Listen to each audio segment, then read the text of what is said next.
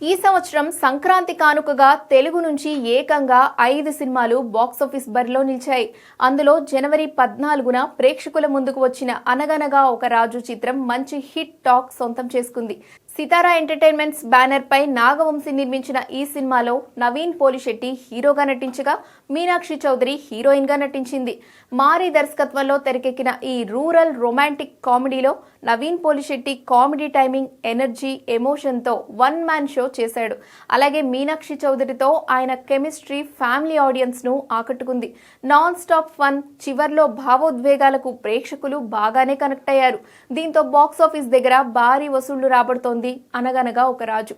మొదటి రోజు 22 కోట్లకు పైగా గ్రాస్ వసూళ్లు రాబట్టిన ఈ సినిమా యావరేజ్ గా రోజుకు 20 కోట్లు వసూలు చేసింది.